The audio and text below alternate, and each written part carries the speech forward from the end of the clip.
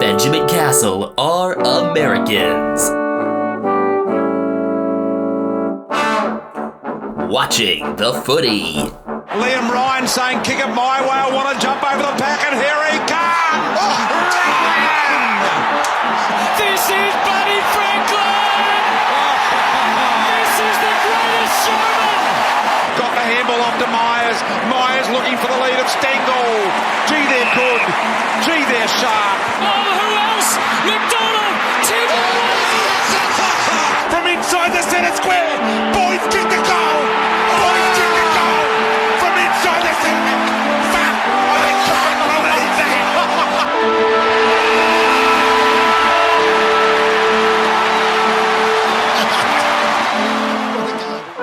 This is episode 83 of Americans Watching the Footy, our round 3 preview.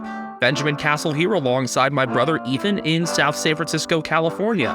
We said we weren't going to do a 2-hour recap again.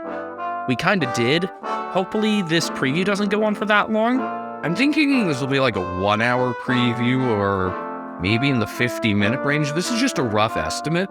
This is going to be our new thing, like expectation versus reality. How long will this episode? And we're not going to try to, stretch it out or anything. It's just going to happen because we're honestly incentivized to be faster because audience retention and we have other things to do. Brian, do you agree with that? Brian just popped out from behind the window blinds. Come here. Let's see if he wants to be involved in the recording.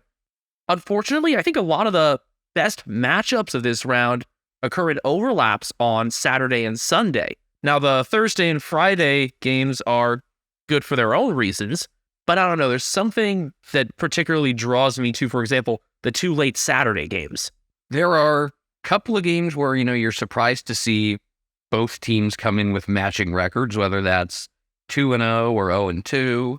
We've got a couple of obvious rivalries this week with Showdown and the Western Derby, but we also have the Tasmanian Tussle, the Will the Bubble Burst Bowl, which I literally just made up, and the Why Do These Teams Play Each Other So Much?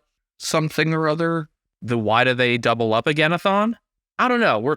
Are we trying to just come up with names for all 9 of these matchups if they don't already have one? I mean, I don't know if you remember on one of the Mario Party games, like the teams. Oh yeah, like every team had a name. I forget if it was Mario Party 5 or 6. It was one of the GameCube ones. Aha, I think it was Mario Party 6. We grew up with number 7, so we didn't really know about that. Aha, yes, it was Mario Party 6. Oh, there was one where there's like awkward couple or something. Let's see. Wario and Toadette were secret fratins. Waluigi and Daisy, awkward date. Okay, I think that's the one I was thinking of. See if I can find any other funny ones here. Koopa Kid and Luigi, friendly enemies.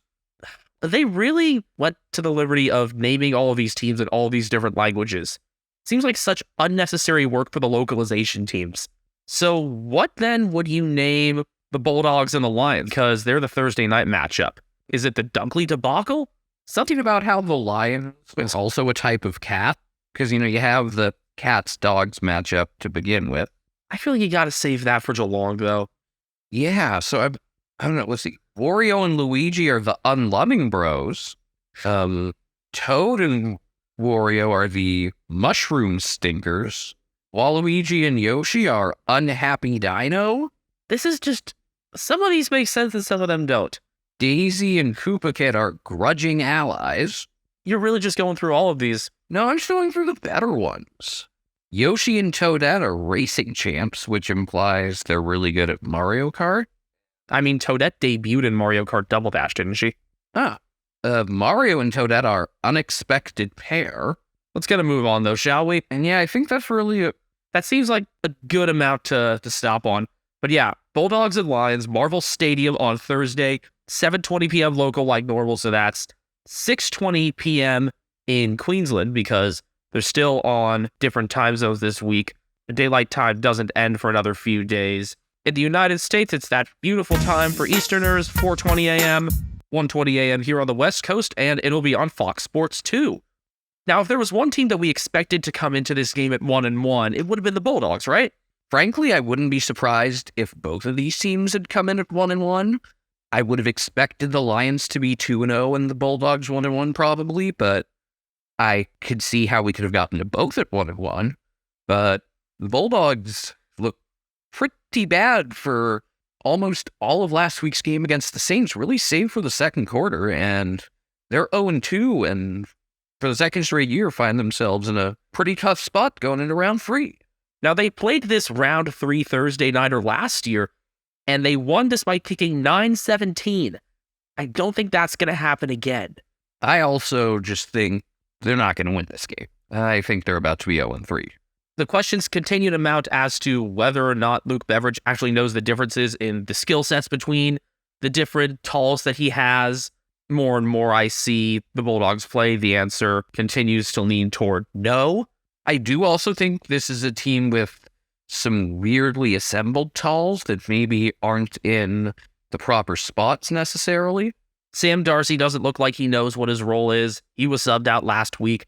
Get Rory Lobb back, as well as Adam Treloar. We do know that the Dogs will have a debutant in pick number 43 from 2021, Arthur Jones. He was selected with the pick the Dogs got for trading away Pat Lipinski. Not the Arthur Jones who won the Super Bowl. Unfortunately, no. Imagine just seeing how Arthur Jones, how big he is playing footy. That would be fucking awesome. I mean, his family's got some pretty versatile athletes between him and Chandler, and then also their younger brother being John Bones Jones. Holy fuck, there are a lot of people named Arthur Jones with Wikipedia articles. And I don't believe the Western Bulldogs player is one of them. No, there's an Arthur Jones that played footy for Fitzroy in 1914 and then was killed in Turkey during World War I at Gallipoli. Oh, so he was one of the fallen Anzacs then. He was a lest we forget. Yeah, and that's going to come up in a few rounds. There are multiple Australian Arthur Jones, but not this one. But let's see. Arthur Jones may refer to 26 different people that have Wikipedia articles, so he could be number 27, or hey, maybe by the time he has an article, there's more. Maybe by the time he has an article, he'll be number 32, matching his jumper number. He will not be the best number 32. That's reserved for the namesake of our mascot. In the VFL, Mitch Hannon and Jason Johannesson showed well for the Dogs. Should also note that friend of the show, Bugu Kamis, was an emergency against St. Kilda, and he's always a sub candidate because of his versatility. For the Lions, Kadeen Coleman is supposed to be back this week. Coleman is confirmed in returning from the concussion he suffered in round 1. He will be replacing Daniel Rich, who's got a quad injury, so surprisingly like for like there was talk that Coleman would have to replace someone like Darcy Ford or Darren Joyce, but now the Lions can go in unchanged aside from Coleman coming in for Rich. In terms of matchup history, last year in round 16, the Lions won by 41 points at the Gabba, but the Dogs have won 6 straight home meetings. Thing is, this is their first meeting in Melbourne since round 8 of 2018. In the time since then, they've met twice in Ballarat and 4 times in Brisbane, including a semi-final in 2021, which the Bulldogs won by a single point. Yeah, they haven't played in Melbourne very often, but there have been a couple of Bulldogs home games. It's not like where we're waiting for the Lions to finally go play the Eagles on the road. Lions are favored by 13.5, going by the odds on Bovada. Not a sponsor. Wouldn't mind if they were a sponsor. It would be fitting considering how gambling happy seemingly everything in Australia is for us to have a gambling sponsor. I would personally push out my tip of this game to maybe 2.5 times this. Usually you push the tip in instead of push it out. I'm sensing something like a 30-point margin here. If I'm being generous to the Dogs, actually. I put this as a smaller margin than that. I put it at 16, but yeah, I think the Lions both win and cover. What would a Bulldogs win look like? It would look like top-tier performances in a lot of the midfield to be able to shut down all the connections there. You need a healthy Liam Jones and probably Aaron Naughton and Sam Darcy doing enough work to support Jones and Ed Richards there. I've said that Richards is probably going to be the steadiest marking presence as of now, with Jones maybe still not at 100%, but those two can't do it alone, especially against as loaded a forward group that the Lions have. And then obviously just greater accuracy in front of goal for the Bulldogs. Basically everything needs to go right, and I doubt that it will. I could definitely see Darcy playing more like he's been on a football field before, because he just looked so lost and out of place last week. It was like he walked in and nobody told him, hey, do this. Sounds about right, Luke Beveridge. It seems like he's just kind of throwing things at the wall and seeing what sticks at this point. I believe he started Jack McRae at full forward in the second half last round.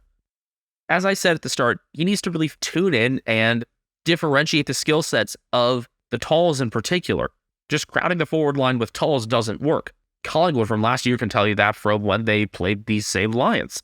And speaking of Collingwood, they are the home team for the Friday Nighter, and this should be a hell of a crowd against Richmond. Yeah, this will be on March 31st, 1:50 a.m. for us on the west coast of the United States, after the MLB opening day and night fun has subsided. 4:50 a.m. Eastern Time and 7:50 p.m. local time. This will be an FS1 game, which I think this is a really good game to introduce to like a larger audience, because there are more people that get Fox Sports 1 than get Fox Sports 2. The question is how many people are going to be up watching this close to 2 a.m. Pacific, 5 a.m. Eastern. I mean, I think the hope would be that some people on the East Coast, wake up and see the second half. Or maybe people like Craig just wake up early enough and see the whole thing. I remember talking with Craig Wessels from Yank on the Footy about how most of the time he wakes up early before work to catch these weekday games when it's still the school year. When I've been on the Eastern time zone, that usually seems to be the better method, at least with those Thursday and Friday night games. Well, neither Collingwood nor Richmond have lost yet this season, I'll say that. Yeah, Collingwood 2-0, Richmond 1-0-1, of course. Richmond looked like they were losing the plot a bit in the third quarter against Adelaide, then ran away with it again in the fourth quarter. And the Tigers also won pretty convincingly last year when these teams met, back in round 8. That was their only meeting, and they're only meeting once this year as well. Round 8 last year, it was a 27-point Tigers win. Yeah, I feel like, these are considered part of the Big Four, right? I mean, I'm glad that there's flexibility in the schedule that not all of them double up every year, because it means that you should ideally have some more diversity in double ups, but of course, it doesn't happen that way, as we'll talk about with one of these other matchups this round. Particularly weird this year that Richmond aren't doubly up against any of the other Big Four teams. They're done with Carlton, and Dreamtime is the only time they're playing Essendon. Yeah, that's the weirdest one to me. In fact, the only exclusive to the MCG, really, club they play against twice is Melbourne. They've got the Saints and Bulldogs twice, but kind of an odd amalgamation there. But they're going to be really shorthanded this week, although I do trust in their depth. Yeah, the Tigers are required to make 4 changes for this round. 3 of those are by injury. Jacob Hopper has a knee injury that we saw happen in the second half. Tim Martin's hamstring is enough to keep him out after being subbed out in the fourth quarter in Adelaide. And Jaden Short was expected to be out with a calf injury. Then we learned that Nathan Broad was suspended for 4 games for his dangerous tackle of Patrick Parnell. And that means he's going to be missing not just this one, but the rest of a pretty rough stretch for the Tigers. Let me just mention, I think 4 games is appropriate. It's just that Kazi Pickett's tackle also should have gotten 4. 4 is the same amount that Tom Stewart was suspended for last year. I wonder if Richmond fans are still butthurt about that. I guess we'll find out in a few weeks when the Cats and Tigers play. They probably are. They absolutely are. But aside from this game, Broad will also miss games against the Bulldogs, Swans, and Demons. Not ideal. So who could slot into the side? Well, there are a couple pretty obvious picks. Ryan Mansell did well as a sub last round, had an immediate impact kicking a goal that brought the margin back out to 2 kicks, and Richmond continued to build from there. I expect he'll be straight into the 22. And we heard Damian Hardwick say that Noah Cumberland is really behind Dustin Martin for one of the lineup spots. Well, no Dusty. Yes, Noah? Yeah, which is weird because I thought of Cumberland as, a pretty versatile player, and having him wait in the wings behind one specific guy when he's kind of a well-rounded player seems just kind of strange to me. Jack Ross also put up good numbers in the VFL, so maybe he's in the conversation for a midfield spot. It's less clear as to who could replace Broad. Ben Miller is certainly not like for like, and he obviously does have some defensive ability, but nowhere near the speed. If you're looking for someone who has the speed and kicking ability of Broad, someone like Grand Final Sprint champion Hugo Ralph Smith might come to your mind. He's like for like, but is he such as for such as? I'm not sure what the Iraq for the Iraq would say about that. Iraq, everywhere like such as, and Not many changes expected for Collingwood, considering that Jack Ginnivan is going to be playing VFL this week. There are some concerns about Brody Majacek, but he is expected to be available despite his dislocated finger. He is a guy who I think has totally outperformed like what the fantasy points suggest. There are some guys, like especially the Frio defenders, who their actual value is nowhere near as good as their fantasy value. And then there are guys like Brody Majacek who are on the opposite side of that. By the way, that's not to say that those Frio defenders aren't good. It's just they're not as good as the numbers make them look. Their numbers are inflated. It's tough for forwards to get points, but Majacek has done well in his one-on-one matchups. And when he isn't getting the ball, when he isn't marking, he's still doing well enough to kind of neutralize the defenders on him a lot of the time. And that allows some of the more ground-based guys like Bobby Hill to do better work. It's Hill having played so well that has prevented Ginnivan from slotting right back in, I figure. Also, through the Mason Cox show, they've talked about just how much, and this is not just Mason, but Braden as well. They talk about how much they enjoy watching Bobby play. I mean, he's just an entertaining player. Another guy who's really outperformed the fantasy value so far has been Darcy Cameron, who I think has been vital to everything Collingwood's done.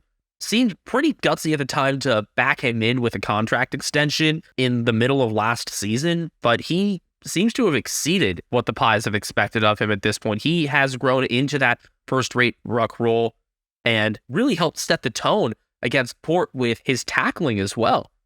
There are a lot of VFLers who have shown well for Collingwood, and we talked a lot about their depth on the young side last year. With the older additions they brought in with trades and free agency, there are even more of those pieces that are in the VFL for the time being, like Finn McRae, Trent Bianco, Ash Johnson. At this point, though, nothing is broken for Collingwood, so there's nothing to fix. Yeah, which is a great problem to have. You just got to make sure that if things do crack at some point, because, I mean, you wouldn't expect things to be super smooth sailing the entire season as good as this team is. What you want is to not get things in that stagnant, stale spot that Melbourne was last year, like with the Wheater Brown situation. The list pressure does need to be there. If somebody underperforms, they need to know that there are other players right behind them that could take their spot. Collingwood favored by 14.5, which even with who Richmond's missing, I think that's a little high. I will note the odds have not been updated since Dusty being out was announced, so I imagine that could get pushed even a little further, maybe towards 16. I don't know. I think it's just hard to expect this game to not be close. I think we're in to get one of the two big night games to be really good, and the other one to be a blowout. I don't know if it's a blowout, but it's one where it's like, you're going to fall asleep because it gets out of hand, then you'll go back and watch the rest later. I don't know about that, but at least like struggle to stay away for the entire thing. I don't think we're going to be struggling to stay awake for the Tasmanian tussle. No, although that's one where it's just lose focus because it's early on Friday night. Let's see. Looking at the schedule here, what other things could compete for my interest at that point? Well, probably some baseball because there are only a few games on Friday because a lot of teams take the day after opening day off as a weather precaution, but if the Dodgers to watch or the Guardians-Mariners game or the end of the White Sox-Astros game can cut in a little bit. So there are things. I'm interested because there's just something about this Tasmanian matchup that gets me. And also you have, obviously, the Hawthorn influence on North with Alistair Clarkson now coaching there and Liam Shields and Daniel Howe playing for North as well. And the Tasmanian fans tend to get really into things, so I hope they show out for this one. I'm not sure if they have as strong a reason to show because of the way the Hawks have started the season and how clearly this is going to be a struggle of a year for them, if not a struggle of a few years. Hopefully the North fans make the move over there, though. Yeah, I would be not super surprised if the North fans outnumbered the Hawthorn fans at this game, or at least Made it close. yeah. Let me check. How far is it between two stadiums? Hang on. It's about 2.5 hours between Blundstone Arena and Utah Stadium. Hobart is on the southern end of Tasmania, and Launceston is not directly on the water, but pretty far north. For a country with, that doesn't quite have the sort of freeway system that we have, this seems like a pretty easy and doable trip. This will be a 1:45 p.m. local bounce on Saturday, April 1st. So in the U.S., it'll be 10:45 p.m. Eastern, 7:45 p.m. Pacific on Friday, March 31st. This will be a Fox Soccer Plus telecast in addition to Watch AFL. Now, Hawthorn starting 0-2 we expected. North starting 2-0 is a different story. I'm not surprised that they have a win. I'm surprised they have two.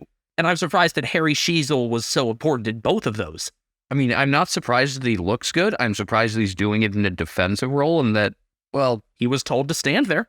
I mean, that he's this smooth doesn't surprise me. Like, just from those few clips you watch through, the baseline footing page on Instagram, you can see very quickly. I mean, he's got very good vision. That was clear right away. But to be able to translate that skill set so well to defense is what's surprising. And then to have the instincts to soccer the ball away from the behind line to preserve the 1-point lead at Optus this past week.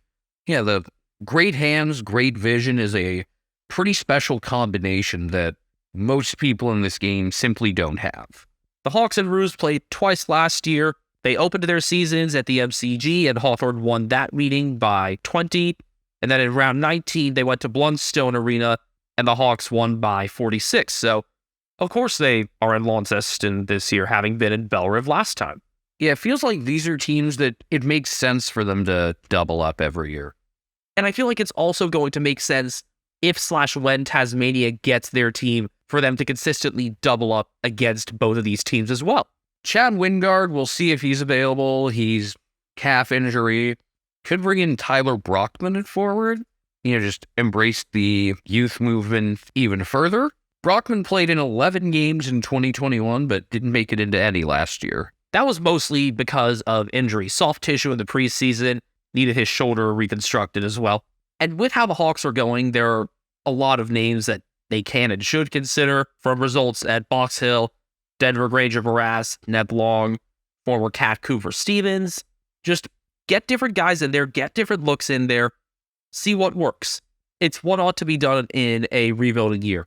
Should also note that Harry Morrison and Jack That's Good Scrimshaw are also working their way back from injuries. North will be without one of their co-captains because Jai Simpkin was suspended a game for striking Caleb Sarong. And because it was an off-ball incident, I don't think people realized that it had happened until Sunday night. Yeah, but then you see the video and it's like, oh yeah, that merits a suspension. We'll talk about what strikes merit a suspension when we go into one of the later games for one band that was erased for some reason, but Simpkin did not contest his. Will Phillips might be a chance for the 22 in Simpkin's place because of Simpkin being out, or maybe something opens up because Paul Curtis might still be sick. He was subbed out of the round 2 game with illness. He was still there in the circle after the game, so clearly not a major concern, I would say.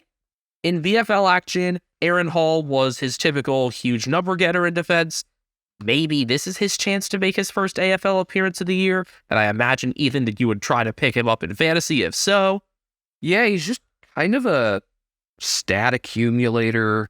I know calling him a stat patter is, that has a negative connotation. I don't think he does it with the purpose of just making his own scoreline look good. I don't think he's doing, like Russell Westbrook type shit.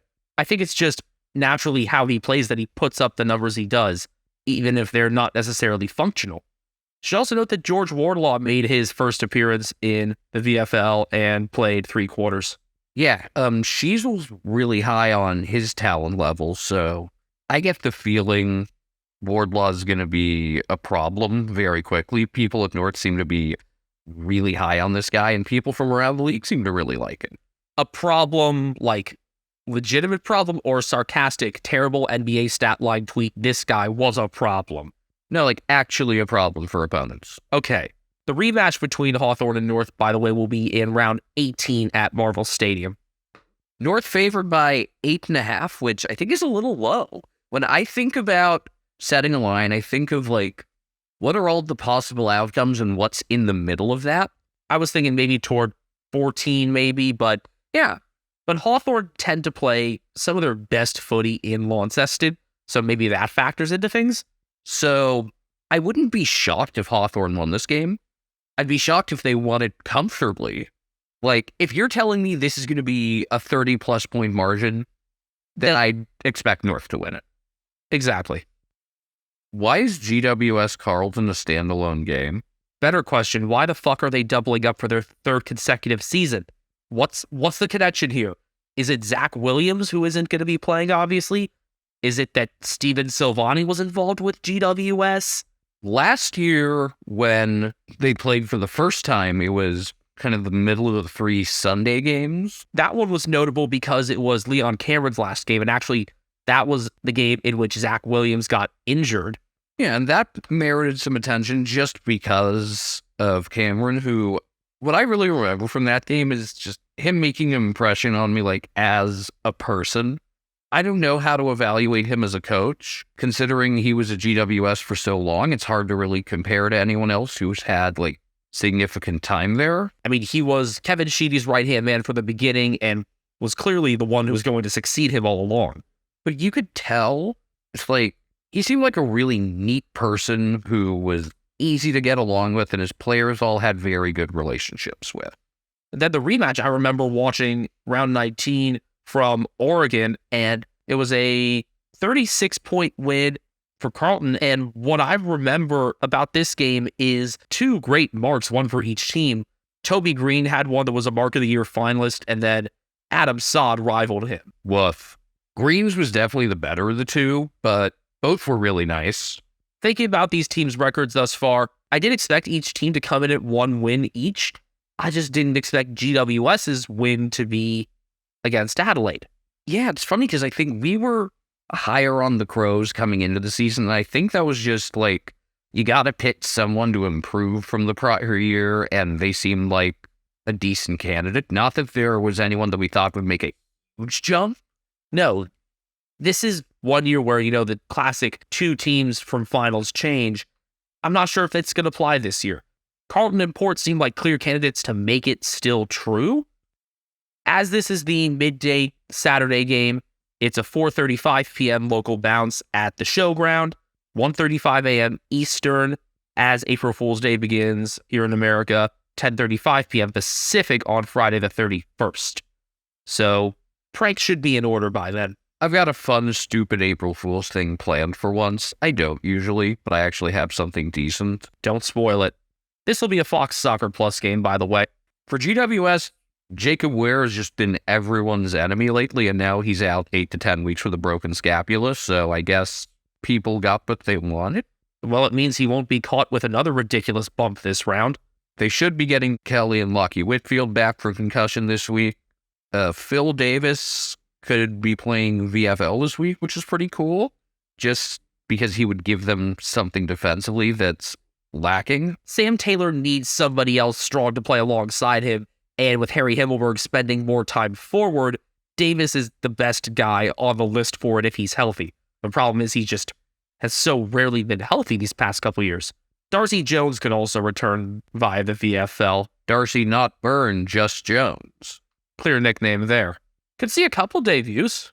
Yeah, 2021 pick number 42, Josh Fahey, has been playing well in the VFL, and then Aaron Cadman, he was the number 1 pick last year. Jake Riccardi hasn't done shit so far this year. Honestly, if I was the Giants, and I know this is stupid, but I would feel more pressured to play Aaron Cadman just off of how good Matthias Filippo and Harry Sheasel have looked, which I know is stupid. I mean, especially because this was not considered to be a super deep draft class. You saw a lot of the talk around the trade period was teams trying to stockpile picks for next year. But Riccardi had been playing because of his ability to have some spots in the ruck, But if he hasn't been doing shit at forward, and Cadman's been doing well enough in the VFL so far, give the dude a shot on that alone, and not solely because he was the number 1 pick. Play Jason Gilby. Now, that's something we endorse just because of who he is. I will drink a stupid amount of milk when he debuts. Milk shoey? Oh, God, the shoe would smell really bad after. Maybe like a shoe you're about to throw out? But it's tempting, but there's going to be a lot of milk when that time comes. It will be a good choice then. But again, I know it's stupid to think like, oh yeah, we should debut this guy just because he's other guys. But at the same time, you picked him ahead of them, so you'd hope he'd be on that similar timetable or maybe even ahead of them. Different needs for different teams, I guess. But yeah, I was surprised to see Cadman have to wait his time thus far. You don't expect that out of a number 1 pick in any sport, really. For Carlton, they're looking to get George Hewitt and Jack Martin back this week.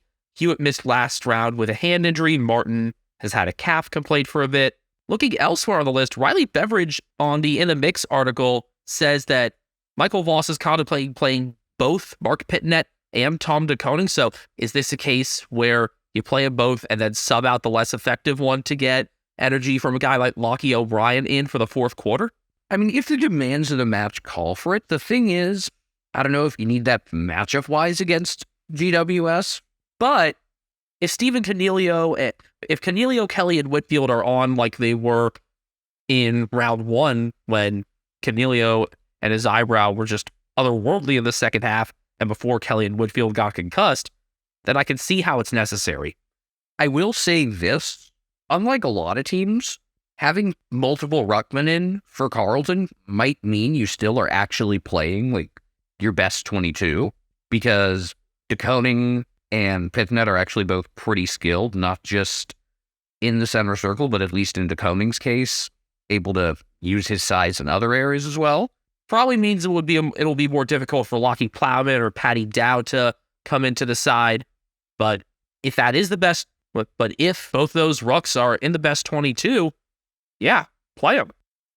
Blues are favored by 9.5, which seems a bit low. They haven't put up they haven't been a super high scoring team thus far, so maybe that factors into things. Let's see, what's the weather going to be like? See if that factored in. It could be some showers, but it doesn't seem like it's going to be, insanely hot or anything. I may just hammer that Carlton line. That actually seems like a pretty easy line to take. Unless there's something I'm completely missing here, I'm actually going to go and put some money on that. The rematch, which Carlton hosts, will be the final round of the season, round 24 at Marvel Stadium. It still looks weird seeing round 24. That's going to take a lot of getting used to. That may take more getting used to than Heritage Bank Stadium. Hey, there's a match there later this round.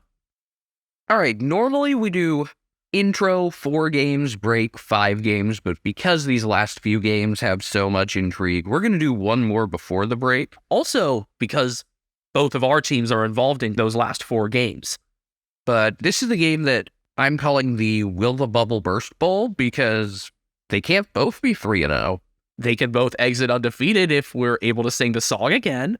You know what's funny? I was so locked into the end of the Frio North game that I forgot about that possibility. Like, I knew that there was a possibility of a draw, but I wasn't thinking, oh shit, if there's a draw, we get to sing the song. So I will try to keep that in mind if that is a possibility at all this round. But, yeah, St. Kilda facing Essendon at the G. St. Kilda's sesquicentennial game. Sesquicentennial, my favorite 16-letter word. Yeah, that's their 150th anniversary where they get to celebrate their flag. Singular. As I said a few episodes ago, too bad they don't get like half of a crudely cut Premiership Cup for the 2010 Grand Final tie. Which I think would actually be really funny. I mean, I'm sure if you're a Saints fan, like, it feels shitty and it's hard to laugh about, but you should be able to have some level of fun with it. Like that biblical story about cutting a baby in half. Same type of deal here. Now, last year, Essendon had a big anniversary game at the G, played like shit, got killed by Carlton, That was a Friday night game. Then the following Friday, they played the Saints at Marvel for Spud's game, and the Saints didn't bother showing up, and Essendon beat them by 35. That was their only meeting last year, and this is their only meeting this year, which seems weird. These seems like teams you'd expect to get matched up with each other more now. Yeah, they do seem like a more logical matchup. Maybe because they've both kind of had similar suffering in our time watching the game that we consider them teams that you could pair up easily.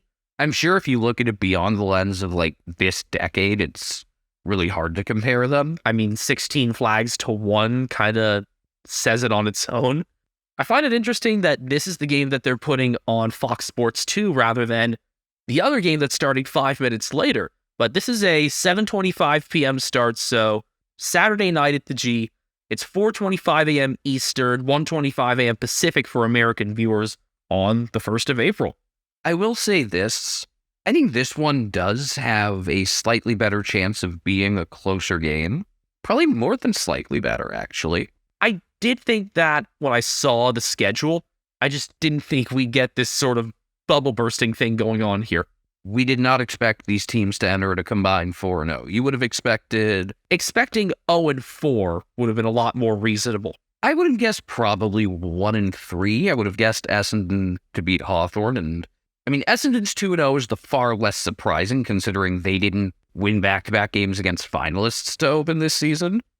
And finalists, that's a lot of consonants.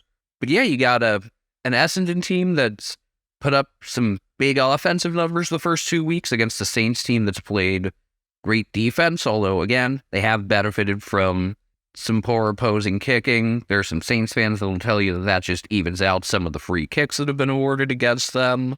I find it very Saints-like that they're going to be without their captain for this game. Yeah, which just, I mean, it sucks. Jack Steele is going to be out 4 to 6 weeks, broken clavicle. You mean he couldn't play through it for a full game? That he played through it for a quarter, as we mentioned in our round 2 recap, is insane, especially when you consider that the game was in the bag. I don't know what they shot him up with, or if he's just completely insane, but it's pretty cool. If his adrenaline was just that high, that's insane. So Callum Wilkie stands in as your on-field captain. This could be a bit of a different-looking Saints team, depending on the health of Jack Bytel, who I really liked in round 1. He's questionable as of now, based off of his knee. Jimmy Webster's hand situation, he's trending more towards doubtful, but I'd expect Marcus Windhager gets elevated from the sub role this week, and maybe he gets used as a tag, although I don't know who on Essendon really screams, oh, you gotta tag this guy. Zach Merritt or Darcy Parrish. Actually, difficult to distinguish between the two of them, which you'd rather tag, because both were really strong last week. Parrish with a functional high stat game. Shit, you could also consider Will Setterfield, Dylan Shield, maybe even Andrew McGrath. I don't think you'd tag a half back, but McGrath has looked really smooth since he was moved back there full time. I'm glad that Brad Scott has stuck with that because I think that's one of the smarter things that Ben Rutten and his staff did. Yeah, it was one of those, you've got so many good players forward and so few back that it's just find which one you can move back, and they ended up settling on McGrath for that, which seems to have been the right move. Could also look at a debut for former Category B rookie Jack Paris, or he could have Tom Highmore being elevated from the VFL. I'm just going to keep thinking about, the Windhager tag because, at this point, I would say Parrish seems the most logical, but I would love to get some Saints and Bombers fans' opinions on it.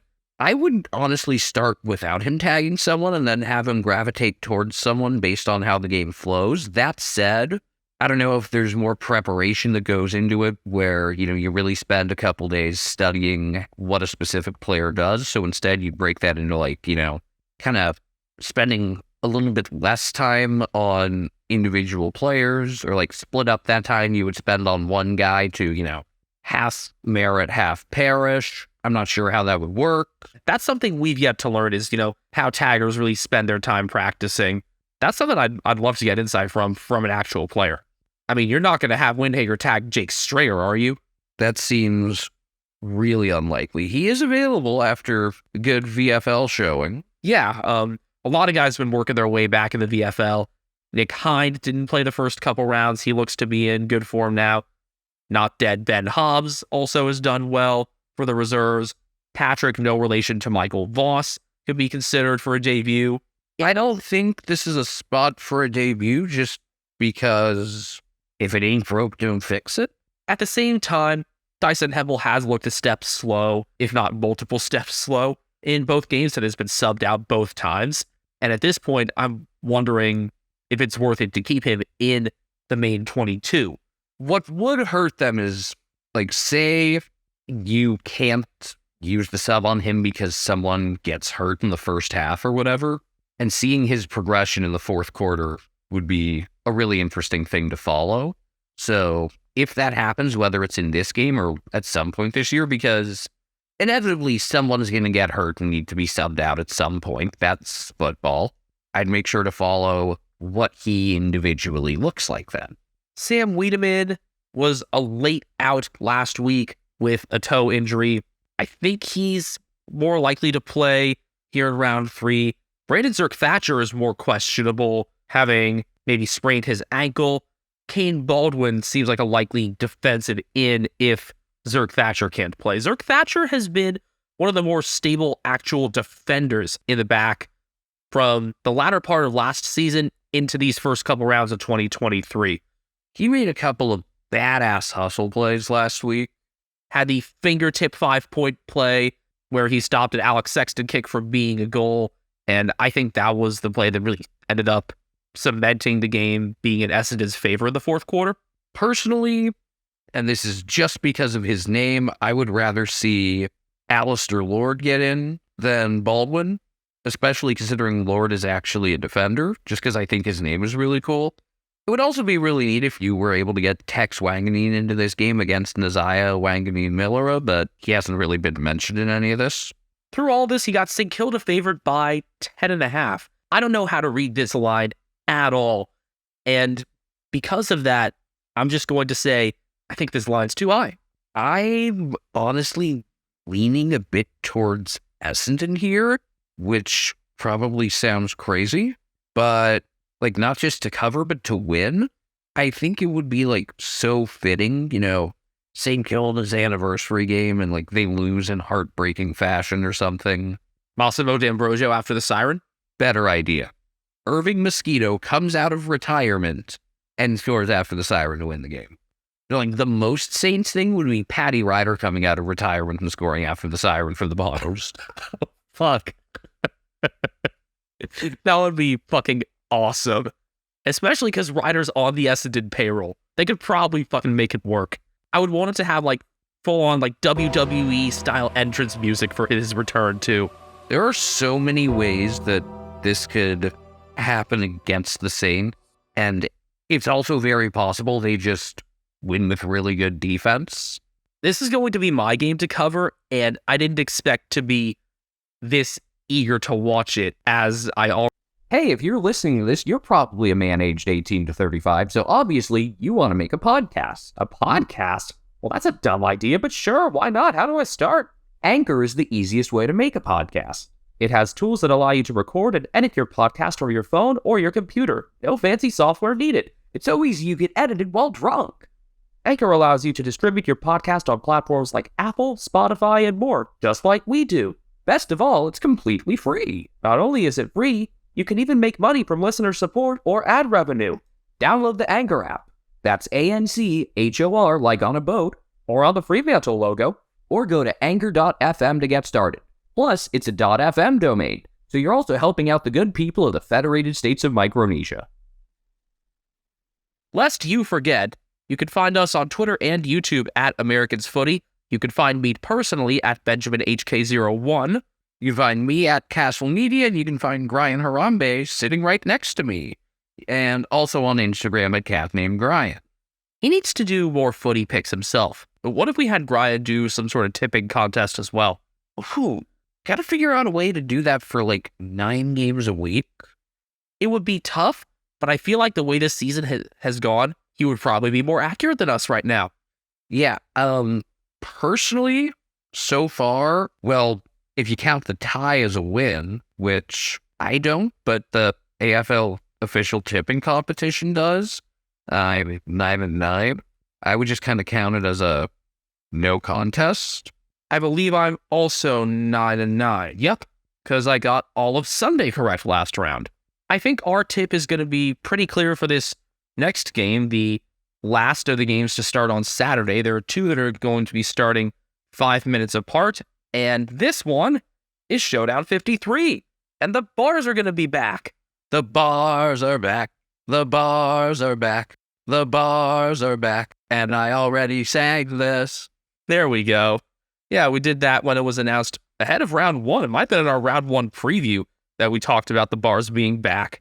Look, I don't think there's anything wrong with having uniforms that look like some other teams unless it's when you're playing them.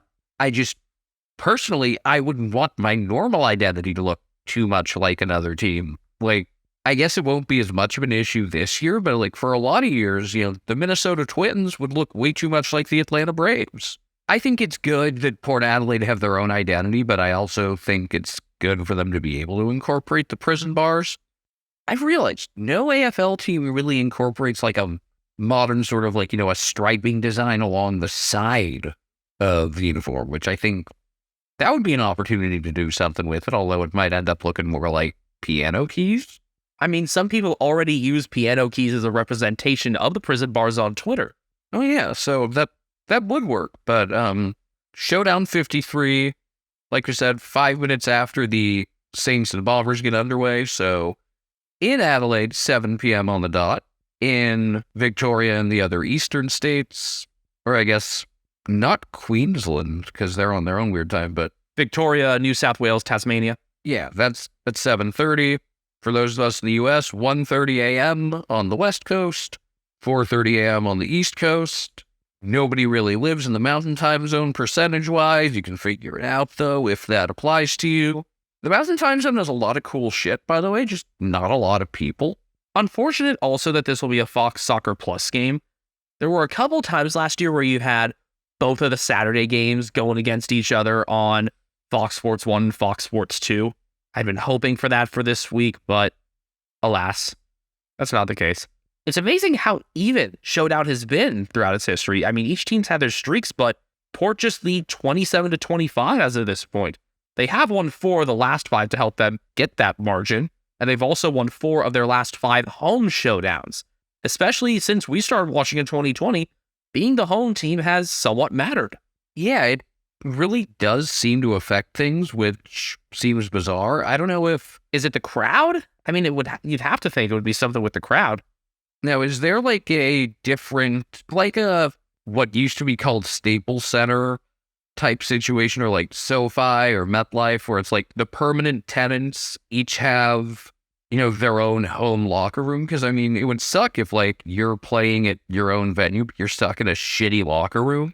Because you're technically not the home team. I think that there's just a home locker room and an away locker room. That's how it is at the G.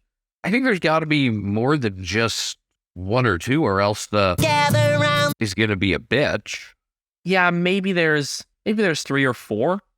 It would make sense for the Power of the Crows to each have their own.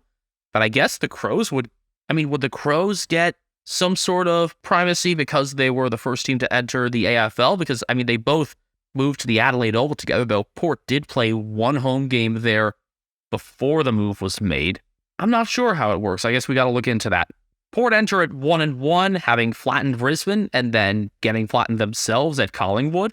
Adelaide enter at 0-2 after having clear opportunities in both games and not being accurate enough in front of goal. That only tells half the story. That's what happened when they were playing well, but they also had stretches where they were just terrible and offered no resistance defensively, especially last week. It seemed like Max Michelini and maybe Patrick Parnell were the only ones that could do anything defensively, and Parnell's been concussed pretty badly. He's also just too small. Michelini isn't particularly big either, but they were undersized in defense in general last week. They need a big defender to be good. Wow, it's almost like they could have used Jordan Butts in the lineup. His omission continues to baffle me, especially against Richmond with the talls that they have. I'd expect he'll be in this week because of how much it backfired last time, and that you're going to have someone to go up against Charlie Dixon and maybe a bigger body like Scott Lysette or Jeremy Finlayson sometimes as well. Todd Marshall's also pretty tall. Lanky, but tall. To match up with Marshall, it's like, do you choose to match up with, kind of a big all-around guy, or trying to go tall and skinny to match his body type, or do you go with like a shorter, stockier type that's just kind of going to push him around and give up some height? That's where Charlie Dixon being in good form, good health, really throws a wrench into any team's defensive plan right now when facing Port, especially if they don't have, a wealth of talls, and the Crows certainly don't. Should also note that Wayne Miller should factor into selection after being laid out last week with an adductor injury. I'd put him more on the likely end of the injury spectrum right now. We don't know yet about Darcy Fogarty or Matt Crouch. Fogarty seems to be the less likely of the two. He wasn't running Wednesday, I know, and we're recording early Wednesday morning US, so late Wednesday night in Australia.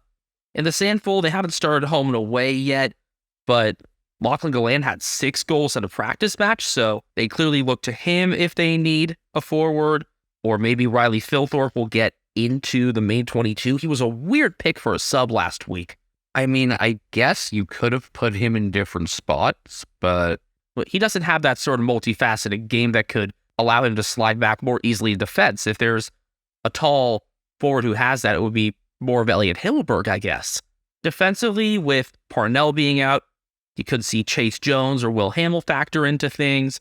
2021 pick number 44, Zach Taylor, might be debuting soon. I just don't see it happening in a showdown. His versatility could make him a little better in selectors' eyes, but there's something about this matchup where I don't see it happening. I mean, I don't think he's a very good coach. I think Joe Burrow's talent largely carries him. Oh, they spell Zach the same way, even. Yeah. I was just thinking more about the dead president. I feel like we made a reference to him at some point before. I don't know. I made a reference to some president at one point. I think it was him.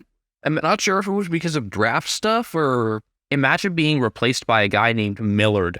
Yeah, that would kind of suck. I guess I'll give Port Adelaide's injury stuff. Well, Ryan Burton's going to be out because he had that tackle on Jamie Elliott that's going to cost him 2 games.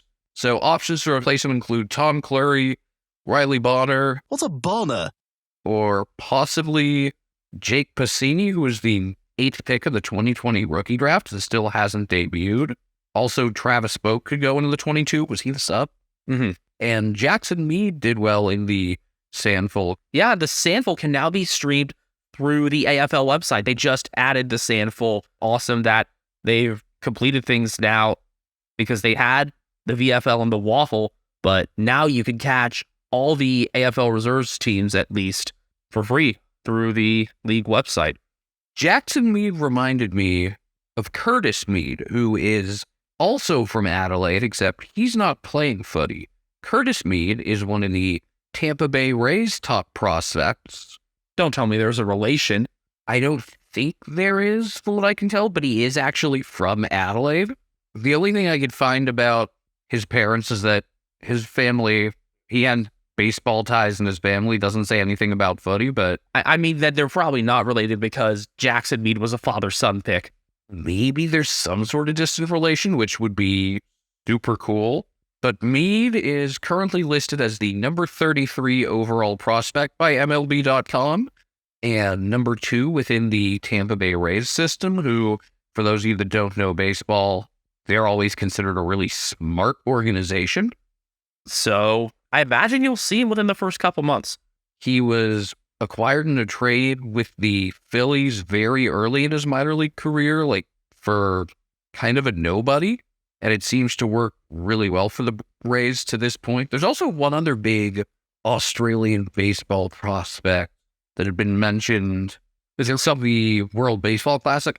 Travis Bazana, who was not playing in the World Baseball Classic because he plays for Oregon State, who doesn't appear to be having a great season.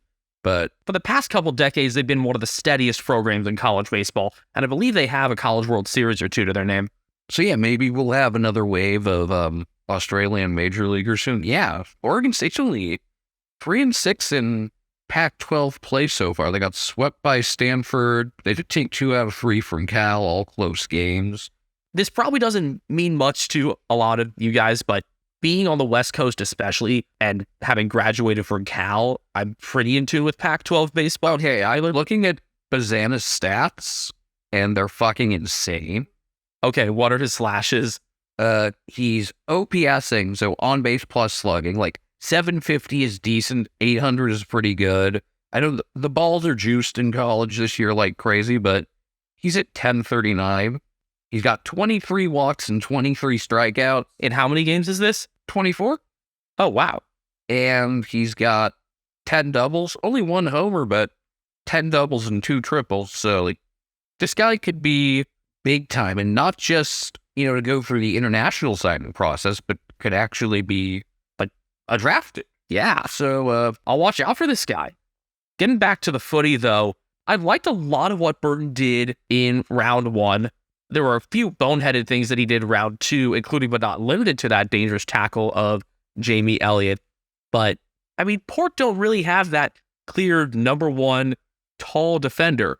Clurey's the tallest option that really makes sense there, and I didn't like a lot of Bonner last year. I was calling for his omission for a decent chunk of the season, and we eventually got that. But whoever it is, not just for this round, but also next time out against the Swans will have a pretty tough task on their hands. And I think you're also going to need to see a lot more activity from Tom Jonas. Against the Swans last year in particular, I noted his spoiling abilities, and he'll probably need to step up like that again. I think he's already done enough. What's New Pussycat was such an influential song, so it's not unusual. Are you going to the jukebox? No, I wasn't even thinking of like the John Mulaney routine. I was just making a joke because his name is similar. You could call him Tom Pussycat Jonas. I'll consider it. Porter favored by 16.5. I get it.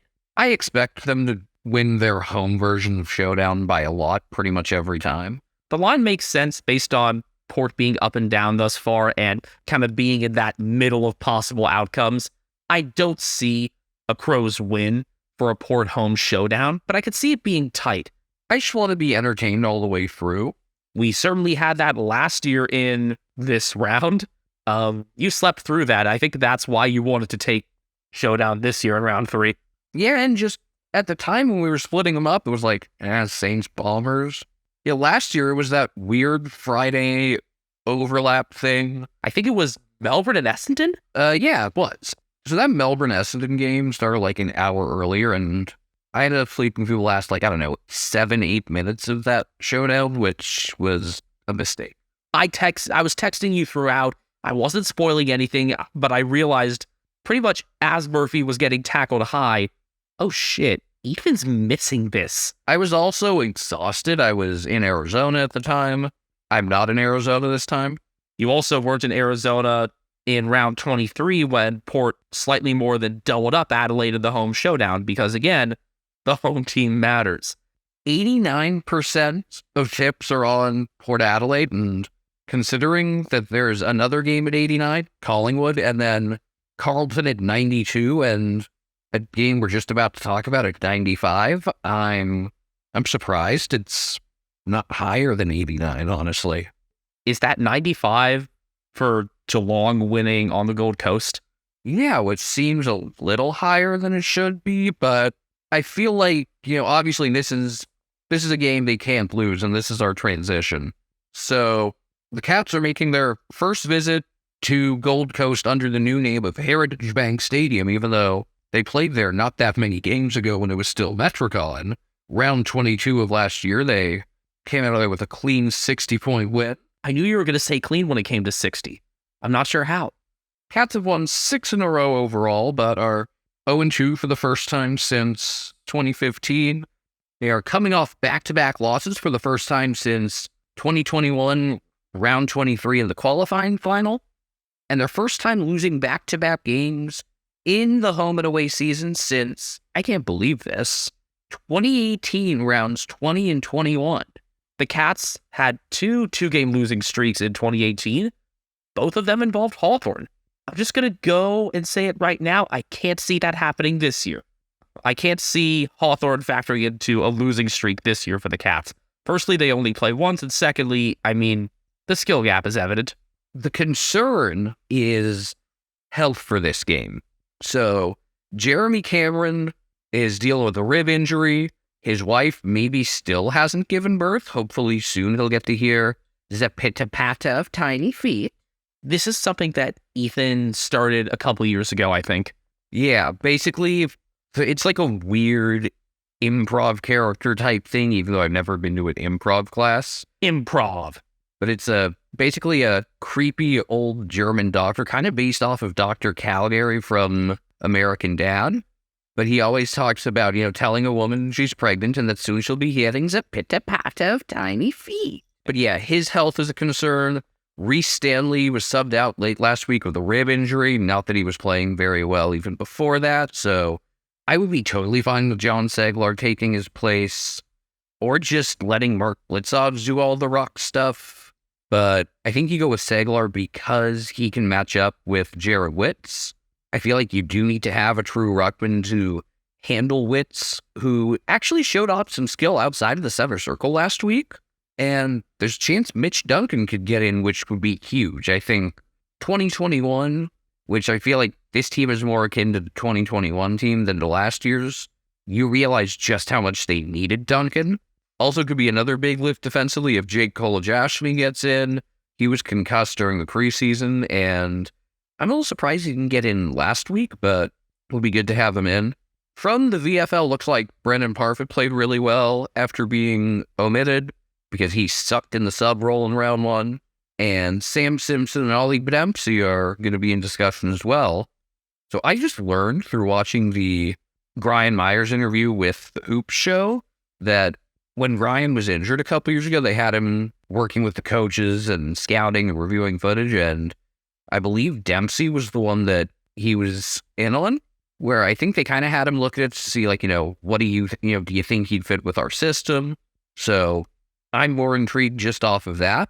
Unfortunately, I don't think he has anywhere near as unique of a kicking style. They did talk about that in the interview as well, but how could you not? I'm trying to think of this game from the standpoint of what if Cameron doesn't play? And in terms of actual goal kicking, Ollie Henry's pretty accurate. It's just a matter of can he free himself up, because there's still much more to Jeremy Cameron than just he kicked goal. He's able to free himself up, get himself open, a full field player. Last week, he actually also just turned out to be good defensively and kind of did everything. I think that's the other reason why you'd put in Seglar if Stanley isn't 100% and maybe just put him in anyway alongside Blitzovs, is Blitzovs being a full field player could help make up for Cameron's absence if necessary. Not that you want Blitzovs kicking for goal, but he can do just about everything else so well. Exactly, and he's a decent field kick, not a goal kick. The other thing you can do is try to incorporate Tyson Stengel more. That's what I think is going to be necessary. And I think that's probably necessary either way. Just you need to get him involved because he's good, and you need to take advantage of your weapons. And like I said from last week, Brad Close needs to be more involved, probably needs to play a bit further back, kind of be that guy that connects the midfield to the forwards. And also Max Holmes needs to actually get back on the wing because it was Ryan Myers who was taking up a bit more of that space last time out. Tanner Bruin as well, who should probably be playing more towards the middle. I'm also thinking it's not impossible. It's unlikely this early in the season, but if they wanted to just manage Zach Tui or maybe Gary Rowan. I'm an advocate for managing Tui after his poor performance last week. I'm thinking too, but I'm not sure if his head's right still. I also think it's something that you do when you have more guys healthy, but I think a list surprise or two, such as Dempsey or maybe even Shannon Neal, wouldn't be the most shocking thing in the world. This game kind of screams late Chris Scott change. This also seems like a game that should work in Geelong's favor because they've shown they can win games where they get totally outclassed in the midfield so long as they're way better in both 50s. And in this game, I think they can do that as much as the Suns do have their share of forward weapons. But I'm not sure if they're going to be able to stop Geelong on the defensive end. Even though Charlie Ballard will play, somehow his one-game suspension for striking Matt Guelphy was reduced to a fine. and that elbow he gave him was deemed not intentional? How did the tribunal bottle this one? I don't know. It's not like there's a Victorian bias in play here or anything, so I have no explanation. If anything, the Victorian bias would incline them to suspend Ballard for 2 games. But that probably means that Caleb Graham won't make it back in. And we've set our piece on Caleb Graham. From the VFL, Sean Lemons and Will Powell were going all right. Powell coming back from a hamstring injury, a pretty severe one at that. There was just that rash of injuries that the Suns suffered. Just kind of bang, bang, bang toward the middle of the season with him in the middle of Lockie Weller and Connor Buderick. Which was like the really bad-looking one on TV? Was it Powell? I believe it was Powell, yeah. Also, the number 6 pick from last year's draft, Bailey Humphrey, is on debut watch. They've already had one debutant this year in Bodie Hewland, and Humphrey, mid-forward, seems to be in line for the second one. Just not sure how much of a spot there is for him at this time and who might be the one to make way. Also, what about Mac Andrews' suspension is over? Oh, yeah. Yeah, Mac Andrew. I would imagine he gets reintroduced from the VFL, but It makes way too much sense, especially because this is right at the start of the season, and I don't think he was allowed to be in a decent amount of team activities during the offseason. that said, I just love watching him, so more Mac Andrew is good. I hope they don't bring in Caleb Graham until next week, because I think he would make them a lot better, and I don't want them to be a lot better until next week. You probably also hope Jack Lukosius continues to not put up much defensive effort. Yeah, that would be really nice. I really hope this is an angry win, where, they just take out their frustration with a huge margin. and not just that. So the angry win means 2 things. It means you're angry, and it means you have the talent to just throw a team around when you feel like it every now and then.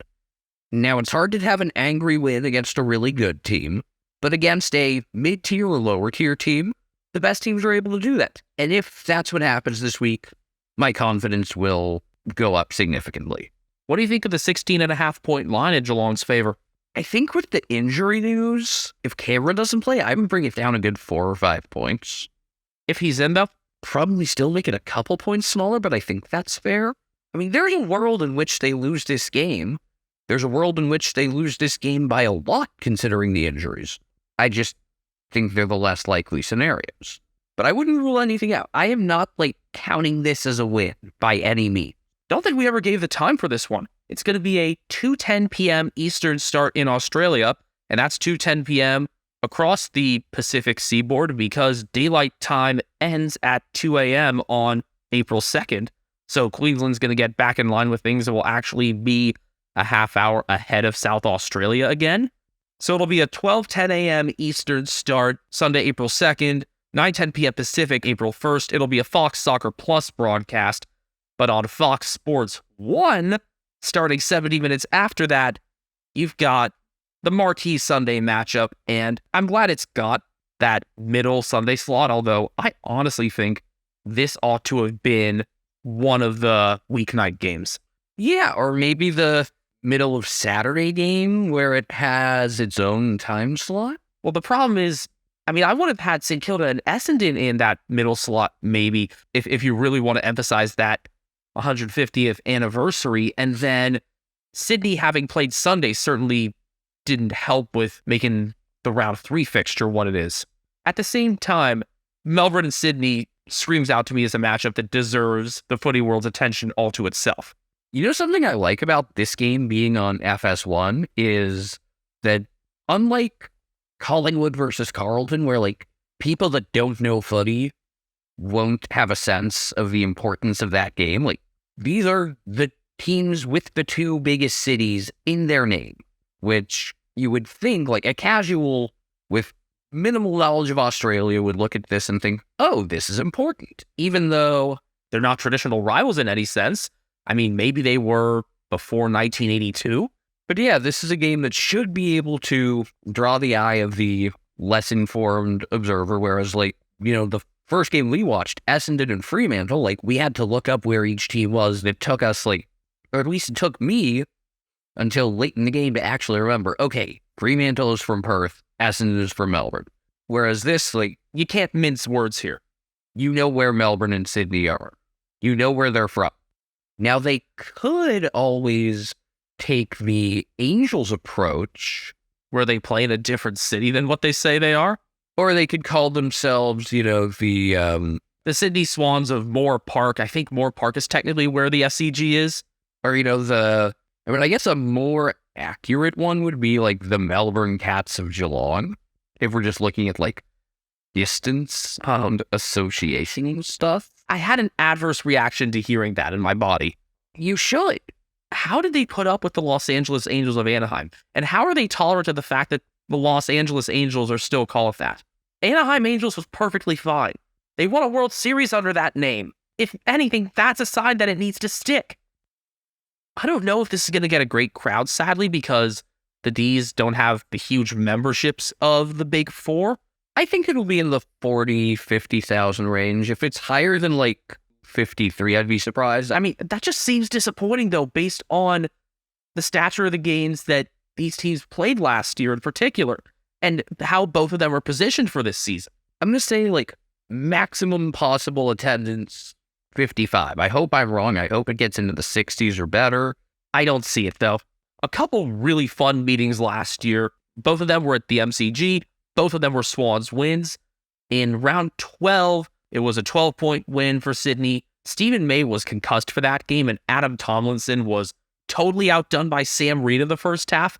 Reed had 3 goals before the halftime siren, and then the Swans ended up scoring the last 4 goals to win. Errol Golden had the go-ahead goal, and then Tom Papley sealed it with one of his biggest celebrations of his career. Then in the second qualifying final, the Swans scored 8 of the last 10 goals and held the D's goalless in the fourth to win by 22. Overall, Sydney have won 4 of the last 5 meetings between these two squads. Injury report for Melbourne. Well, you knew Max Gawn was going to be out 4 to 6 weeks with a sprained MCL. That's only been reported by everybody. Do we need to show photos of him crying in the changing rooms again? I mean, he wasn't like crying. He was just looking sad. He actually did say he had a bit of a cry. It would be a great album cover, like him in that pose. Seems like a country album pose. Oh, I was thinking more like Drake. Oh, yeah, I see that. You could have like a Total Views parody with that, I guess. Christian Salem is going to be out way longer than we thought. Turns out his meniscus is torn, so he may be out until the bye, but the aforementioned Stephen May, who was a laid out last round, should be back. Probably squeezes out Tomlinson then. Debut for 2021 pick Jacob Van Rooyen. Something fresh in the forward group would be fun because we're so used to seeing them pretty much roll out the same stuff. And he had been talked about before Grundy came into things as someone who could support Gawn as both a key forward and ruck. So this is a logical spot for him to come in. I think it would be more difficult for another defender to make it in alongside Stephen May, though Michael Hibbert is making it hard for him to be passed up with his recent performances. As for the Swans, Buddy Franklin's back from his 1-game suspension, and you got to figure out now who the hell makes way for him. I guess it would have to be Hayden McLean, because what would it be to take Joel Amartey out after his 4 goals or Logan McDonald after 5, especially when Amartey can also have some spot ruck roles as well if he's healed up enough. He did get subbed out of the third quarter last week as part of his management plan. Other changes just seem unlikely as a result, so probably waiting on Angus Sheldrick among a few others. Should also note that Ryan Clark and Robbie Fox could play in the VFL this weekend as they rehab from their hamstring and calf injuries respectively. I'm really glad that we're getting this as a double up this year. Yeah, the other meeting will be in round 24 at the SCG. You could totally see that being vital for top 2 or top 4 at the end of things. What I really hope doesn't happen is one of those situations where they're just playing for home field, where it's like you're going to be number 2 and number 3, and it's just a matter of where, because that just incentivizes teams to rest guys and kind of takes some of the edge out of it. Like, you wonder if coaches hold anything back then. So it's probably going to be Buddy's final home and away at the SCG. I can't imagine Sydney's could be one to particularly hold back. That's true. I guess that probably helps with it, honestly. The line on this caught me off guard. Melbourne favored by 4.5. Yeah, I would go with the Swans here. I would as well. Not by a ton, but I would say, Swans by like 8. I wouldn't go that high. I'd say Swans by, 3, 4, 4.5. You could talk me into Swans by as little as 2.5. I mean, in terms of the average of outcomes, yeah. In terms of what I actually expect, like a win of less than 2 goals for the Swans is what I expect out of this one. So you're kind of going to have your attention split at the start of the final game of the round. That is what's your forecast. Yup, it might be hard for me to focus on the start of Western Derby 56 if the D's and Swans remain close. Derby. You're just leaning toward the British pronunciation here? I was more saying it just to show that it's stupid, but Our pronunciation does make more sense. Our spelling also makes more sense. We don't have random U's thrown around places. Maneuver doesn't look like a god-awful mess. you know why the British spell canceled with 2 L's and the Americans only spell it with 1? Because they had to add the L they took in the Revolutionary War. Yeah, I mean, you could also go with, the L they were given in 1950. There's a lot of occasions. I think I've said this about Western Derbies before. There needs to be more fire. Like, there was the one really bad punch a few years ago, but that was before our time. I mean, there was definitely a bit of banter. Just a bit of banter. In the second Derby last year with Caleb Sarong having his jumper totally ripped and then giving up a 150-meter penalty. Yeah, it felt more rivalry-ish, but still it wasn't like, the end of the game or final siren were accompanied with a massive roar or a feeling of, like we finally beat these guys. Even when the Dockers ended the streak against the Eagles in 21, it was like, they were, their fans were excited, but it wasn't like, this huge, oh my God, biggest rivalry win. I mean, it was a 15-point win. I remember it still was a pretty big reaction on the siren. It still wasn't like, up there with some of the ones I've seen. Like when I think of big rivalry wins, I mean, Dawson's after the siren, anytime is kind of big. But I think of like Carlton and Collingwood both times. Or I think of GWS when they won the Sydney Derby at the SCG in 21. I like that little section of Giants fans going nuts on the go-ahead goal. Freo have won the last 3 Western Derbies, though they trail in the overall count by 9. And it'll be a 3:20 p.m. bounce, so 5:20 p.m. Eastern time for Australia. For Americans, 3:20 a.m. Eastern, 12:20 a.m. Pacific on Sunday the 2nd. This will be a Fox Soccer Plus broadcast. I'm so used to later in the year at Optus that it was weird seeing like sunlight through halftime for the games there last week. What I'm used to is like very long shadows at the start of the game, and by second half, by the time they play the Kevin Parker stuff, it's like fully nighttime. And remember, they don't do daylight savings time in the West. I really hope this game is completely sold out. Haven't seen anything confirming that yet. Hopefully we see that. And I also hope that the Eagles can put up more than 47 points because they put up 47 in both Western Derbies last year. In round 3, they lost their home derby by 55. In round 22, they lost Freo's home derby by 24, and it should have been a hell of a lot more because the Dockers were their somewhat typical wasteful selves in front of goal, kicking 9-17. You could tell that even Dockers fans gave off the impression that they felt sorry for the Eagles because it's like, you're the less successful team in the metro area. It's your home game. Your rivals suck. You're supposed to beat up on them and make their lives hell. And instead it was just like, yeah, we won. Cool. I remember Sean Darcy won the Glendenning Allen medal with just a very good overall performance in that round 22 game. Just that high-level pest that he can be at his peak. And I see no reason why he shouldn't absolutely demolish Bailey J. Williams. Doesn't help that Nick Natanui's unlikely to play and has pretty much been ruled out already with his lingering Achilles tendon issues. Callum Jamieson did something to his ankle in the waffle, so even less likely to see him. Elliot Glassbones and Paperskin Yo is probably not going to feature. So who could we actually see? Well, awaiting word on Jai Cully's shoulder, the severity of the injury there. He's listed as a test. Hopefully we finally see Brady Hoff debuting. He was managed following an illness in preseason, and I am a huge Brady Hoff advocate. In the waffle, Greg Clark and Connor West have been overlooked so far. Clark was often the sub at the end of last year, and I thought he deserved more shots in the 22. Between him, Jack Petrocelli, and Xavier O'Neal, you've got 3 interesting options for the sub role. At the end of last year, O'Neal was one of the more effective forwards at actually getting scoring chances, and Petrocelli is just fast. So it depends on what kind of dimension Adam Simpson wants in the fourth quarter. And my question is it even going to matter? I think we're going to see really fucking angry Frio.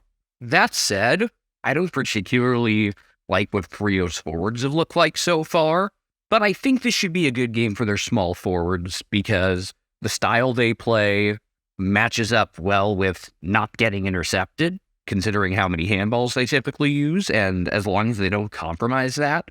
I mean, they compromised it the first 2 rounds. What's to say they don't do it a third time? Yeah, I think they get back to their roots for this game, and if they do, they'll be all right. They put themselves in the spot where, assuming they play the style that we really enjoyed last year, then all of a sudden, Tom Barra's intercept marks are far less likely because he's not getting the opportunity to intercept kicks, and he's going to have to be quick at intercepting handballs instead of getting up into marking contests.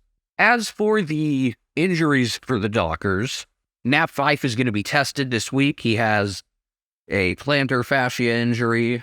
Remember, he looked really bad as a forward, but they seem committed to still playing him there, which doesn't quite click. I mean, I guess if you want him moving less, I'd rather see him rehabbing if movement is a concern. Here's a weird thing to consider. Could you use him as a defender and just yeet Nathan Wilson? Well, considering what we've seen with other older midfielders being effective when they moved further back, thinking especially of Scott Pendlebury in that case, but we've seen it with a few others in the past couple years. I thought Fife as halfback would have really made sense all along to have him running with guys like Jordan Clark and Nathan O'Driscoll on the wing if he gets in, and I hope he does. He should be available. Brandon Walker could also provide some run there if he slots in. Michael Walters was great as a sub last week. He should be in the main 22.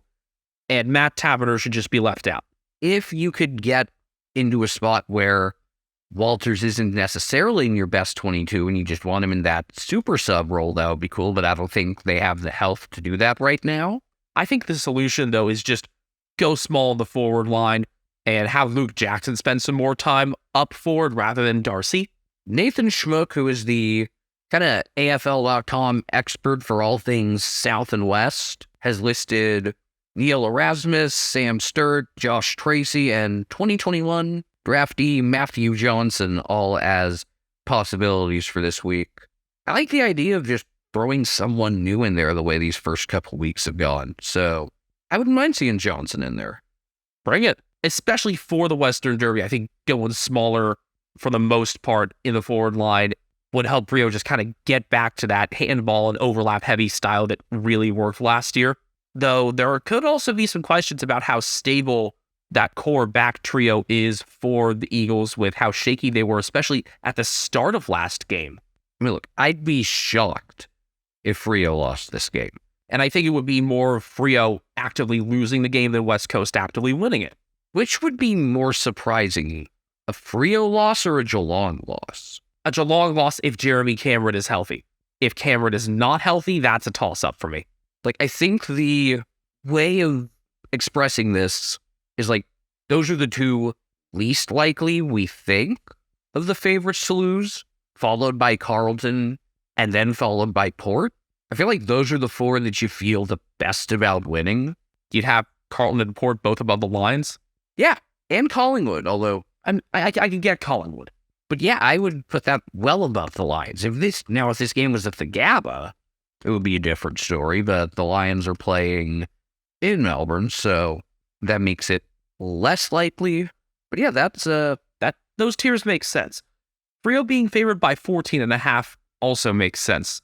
Yeah, they just haven't shown enough to me to think, oh yeah, they're gonna, score 110 to the point where they can really turn this game into a blowout. I think if they win lower scoring games, that could do them well for their percentage, but it would take a great transformation for them to be putting up a huge margin. I can totally see them holding the Eagles in the 40s again. If they have 7-5-47 for the third straight Western Derby, I don't know how I'd react. I would think it would be really cool, kind of like, the Chris Davis 247 batting average. I might need to just create a 7-5-47 shirt at this point and wear it with a mixture of pride and humiliation. If they score 7-5-47 and win, you have to get the shirt. If they score 7-5-47 and win, there is something seriously wrong with the universe. And you are getting that shirt. Oh, absolutely. I'd get enough to send to some other Eagles fans too. I'd probably do a custom ink order. I just hope that this Western Derby is compelling all the way through, and I hope the same for Western Derby 57, the Eagles home derby, which will be round 22. Now, we didn't do this last week, but I mean, it ended up being pretty obvious. I'm not sure if it's going to be as obvious this time. We need to get back to doing our main character picks. I thought we didn't pick. Maybe we didn't. No. Well, you would know since you also are the one who edits these, so you have to listen to them again. Yeah. I'm going to go Kane Corns because he hasn't said anything super outlandish in a while. Showdown week, Kane Corns, I can totally see it happening. But since I claimed him, who's your pick? I got this weird feeling that Liam Shields is going to somehow tear things up in the Tasmanian tussle and really make Hawthorn and their fans aggravated. We could see some physicality in that one. I don't think it's going to be all just pleasantries in that one at the very least. Despite all the things that Clarkson did for the club on the Oval, I think there's going to be some clear resentment there. One last thing, sounding more like the Twilight Grand Final as possible, which I do love the tradition of the daytime Grand Final and, having the long shadows in the fourth quarter and through the medal ceremony was cool and all, but as someone who wants to be able to balance that with seeing a high school football game earlier in the night, I would be very unopposed. So I'd enjoy it. It does suck from the standpoint of possible watch parties.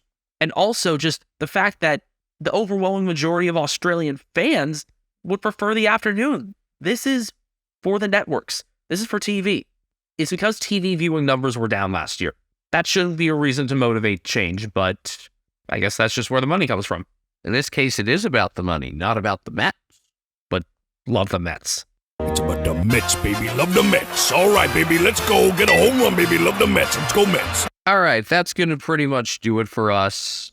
I'm Ethan Castle. You can find me on Twitter at Castle Media. I am Benjamin Castle at BenjaminHK01 individually on Twitter. Together, we are at Americans Footy on Twitter and on YouTube. The audio of this episode will be up there as well as just another platform on which you can stream. And I will be getting into creating some shorts and just shorter form videos on the channel as well, talking about how we got into the game and just other oddities that I noticed. Also, Brian Harambe, the footy cat, is adorably sleeping on Ethan's bed right now. He seems to be pretty much out cold, and he is on Instagram at catnamedGrian. We'll talk with you, hopefully, throughout the week. If you're on Twitter, you can interact with us through that, and send some replies in the Spotify polls as well. We'll post a poll asking who you think the main character is going to be, and then we'll be talking to you again probably Monday or Tuesday with the round 3 recap.